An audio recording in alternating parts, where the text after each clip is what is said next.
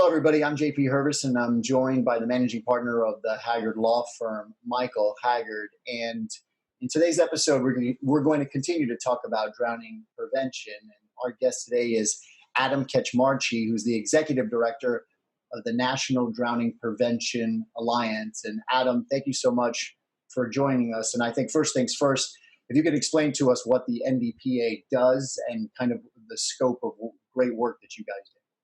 Yeah, thanks for having me, JP. NDPA, we are a true alliance. So our goal as an organization is to bring everyone together who has a vested interest in drowning. And you may kind of wonder, well, who is that who has a vested interest in drowning? Well, that can be parents, that can be swim instructors, public health officials, manufacturers of pool equipment, bringing everyone together who has that common cause so we can work together for common sense solutions of, reducing our drowning rate around the country. Our mission statement is united, we can prevent the tragedy of drowning. And, our true vision is to become one of the top destinations for water safety and drowning prevention in the United States. Michael, you're a board member. And as you've said to me many times, with the experience that you've had over 2 decades of litigating these drowning cases, it's one of those situations where this is one of those really entirely preventable tragedies that we deal with in our world. Absolutely. The way I got introduced to NDPA is we handled a case where a young girl went through an apartment pool gate and was irreversibly brain damaged due to the near drowning. And what we found in that case was that there was a code that applied to that pool. And the apartment owner almost was like, if somebody had told me of that code, I would have fixed that gate in a heartbeat if I just knew about it. So you're kind of like, well, why aren't certain people talking to other people? And we were introduced to the NDPA, and that's exactly what they do, is they connect all the dots, government officials with advocates, with victims of drowning, with experts. And, we always talk about layers of protection. I kind of think of the NDPA as that group that's connecting all those layers together, so that you don't have families sitting across from me at my conference room table. And I've done it enough where you look at a family that's had the worst tragedy in the world, which is losing a child or having a child that, has medical needs beyond belief and their life changed forever. Adam, is there we're recording this Memorial Day weekend. When this debuts, Memorial Day weekend is coming up, and we're still obviously in the scope of the pandemic. Is there something that's kind of changed as people have stayed home more, and maybe you anticipate could be changing in terms of the eagerness of getting out there that we're already seeing as we hit Memorial Day and we hit June? And school's been altered already, but there might not be summer camps. Kids may not have as much supervision and overall. Yeah, I've heard a number of the governors refer to it as pent-up demand. And I think you are going to see a surges at not just beaches, but any public pools that are open, condominium or apartment complex pools, anywhere there's a body of water. I mean, we are entering the summer season. People are in many ways searching for a sense of normalcy in these times, and they want to get out and, let's face it, a lot of people have been stuck in their houses with their families for a long time. So they want to get out and enjoy the outdoors and enjoy some time around a body of water. And that always leads to an increased risk. It's not rocket science on how to prevent a drowning, but, Mike brought it up. It's the concept of making sure layers of protection are in place. And one thing that has me worried is the fact that, in the lead up to summer every year, a lot of parents end up putting their children in learn to swim lessons. And those have been shut down across the country in pretty much all states that I'm aware of. And, children have not been learning one of the key concepts or the key layers of protection in learning how to swim. Parents need to put emphasis on all the other layers of protection. Supervision, if a child doesn't know how to float, making sure they have a tested and approved flotation device, knowing the difference between what a flotation device is for life-saving purposes and a pool toy, such as a noodle or the water wings. And, making sure there's proper barriers around the water, using things such as, a water watcher card, kind of memorializing the fact people need to be watching their kids. And the other thing too is, we focus a lot on childhood drowning. And because, we have that statistic, and rightfully so, drowning is the leading cause of unintentional injury-related death for children 1 to 4 years old. It's number 2 up to age 14. But the important fact to remember is it stays in the top 5 causes of unintentional injury-related death up to age 55. 2/3 of our drowning victims are adults. So, yes, we need to continue on combating this childhood drowning problem, but adults need to also remember they're not immune to this.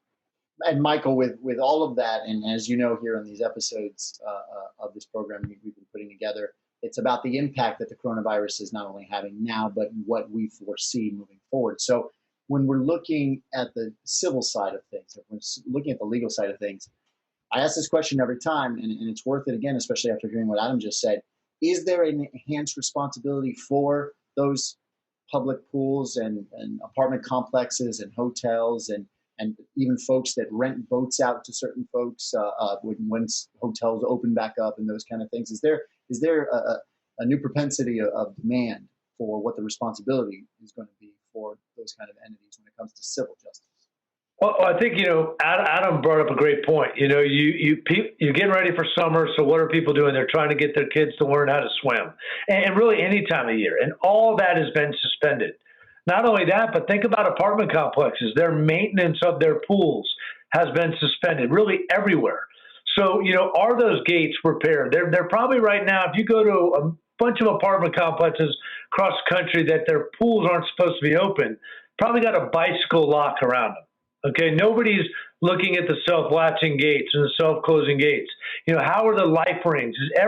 We've lost this amount of time, but we're going to open right up. There's not going to be a week of let's get ready for this, or 2 weeks, let's get ready for this. So you really worry about where is maintenance going to be? Where is everybody going to be? Are they going to be ready for this risk? And, we all, sometimes when we talk about drowning so much, people, think, well, wow, do you not like water? Do you not like water activities? Nobody likes water activities more than folks involved with the NDPA. I mean, but you have to appreciate the risk. And there's been risk right now. I've joked with people that kids right now they used to be video gamers, and now they all are Huck Finn. I mean, they are out there in their bikes and they're walking around and they're coming in contact with natural bodies of water, canals, different lakes, retention ponds, and right now that they've never really done as much, so those risks are out there as well. And it really comes back to parents understanding that. And, like Adam was talking about, adults as well, safety has, the only thing we have to worry about isn't coronavirus. We have to now, when we get back into this, understand you've got to be safe as an adult. You just can't run out, hey, I'm free, and dive into a pool, because we're going to have diving accidents, those kind of things. So we've really got to understand that safety as we get into summer and hopefully get back to a little bit of normalcy. Adam, it sounds to me, and I'm with Mike, I'm sure you are too, we almost, before we hit the water, and look, even now as kids are on bikes, as Mike said, and slopes are steep and they can fall down, there's got to be almost a reset of the line of thought when it comes to water safety and drowning prevention. Yeah, I want to pick up on something that Mike said, and something that, especially for commercial aquatic facilities that they need to pay attention to right now. Typically in the, and I live in Pennsylvania, so, our true summer season starts Memorial Day weekend. Pools would not be open just yet. But in the months leading up in March and April, and in, the early parts of May, we would be doing lifeguard training and staff training. And I understand, the American Red Cross and a number of the lifeguard certifying agencies have extended certifications through the summer for lifeguards that were set to expire. That way, we can get our facilities up and running.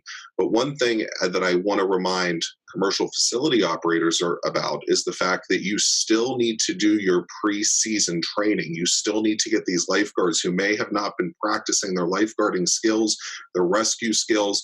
You need to get them back in the water and kind of do a dust off and make sure they are trained up and ready to go when you start letting patrons into the facility. The worst thing you could do is bring everyone back and, just like Mike said, kind of like rush to open and not have everything checked, not have the equipment checked, make sure this, not knowing if the staff is fully trained and ready to go. And that also goes for areas that are non-lifeguarded, your open water places where typically people congregate, making sure all the safety equipment, the life rings, any CPR rescue equipment is in good working order before families and children start to arrive in those areas. Because as Mike well knows, once this incident happens, the steps that have to occur for, to prevent a tragedy from happening, quick access to CPR, quick access to the 911 system, safe and efficient rescue of the victim. Those all have to happen appropriately for us to have a positive outcome. And if those things are not in place, we're looking at a tragedy waiting to happen. That's interesting. I think probably when we talk about civil justice here, about the need for lifeguards to remember they still have to do retraining, even though the retraining season has essentially been pandemic. Oh, absolutely. It not only applies to lifeguards, but I think about in some of the cases we've had in other states. Pools are open 12 months a year in Florida. But in other states, just thinking about Pennsylvania, so apartment pools are starting to open. Well, code inspectors in different states go and inspect those pools ahead of time. Do they have the self-closing, self-latching gate? Do they have the shepherd's hook? Do they have a life ring? Do they have all these different things? Well, have code inspectors been doing that? Are they ready to open? And because you can't just open them without the safety equipment. In Florida, they've all been closed. Are they going to be inspected? I mean, imagine how many pools you're talking about in different places to then be inspected and be ready to open right away. And then you talk about lifeguards, you talk about other things. So, it is a warning to everyone, get your plan in place. You can't execute anything without a plan. It's got to be a safety plan. And the knowledge is out there. I mean, through the NDPA, through other organizations, these commercial pool operators, everybody knows what to do. So they just got to make sure they do it in the face of what we're living through and once we open up. A great segue there. And final thought here to you, Adam. How can people learn more about what the NDPA does or support the NDPA? Yeah, go to our website, ndpa.org. We are actually getting ready to launch a new resource center this summer on our website, but right now you can go on and find information about layers of protection, very simple information about how to keep your family safer around the water, and that's all bodies of water, lakes, rivers, canal safety, open water safety, commercial pools, everything's there. And, we are a charity, so, any support we receive from the general public helps us continue to do our mission and help continue to reach out to people. So you can go on to ndpa.org, find all sorts of information about water safety and drowning prevention. Join us as a free member and gain access to more information. We do webinars throughout the year. We do a weekly email newsletter. Follow us on social media. We put a lot of information out for parents. And the best part is, as an alliance, especially for what we put out on social media, even if you are someone who is an aquatic facilities operator or you're a drowning, someone concerned about drowning prevention, all of our material is shareable. So you can share that with your social media network and continue to spread the word and create more awareness around the cause. Yeah, and we've been sharing it through the Haggard Law Firm social media pages. So thank you for that. It's really excellent content. And a final thought here, as you said to me, Adam, when we spoke the other day, May is Water Safety Month. But the fact of the matter is, every month is Water Safety Month, no matter where you are, because you don't know what can do. Thanks, Adam, for joining us. For my colleague, the managing partner of the Haggard Law Firm, Michael Haggard, I'm JP Hervis. Take care.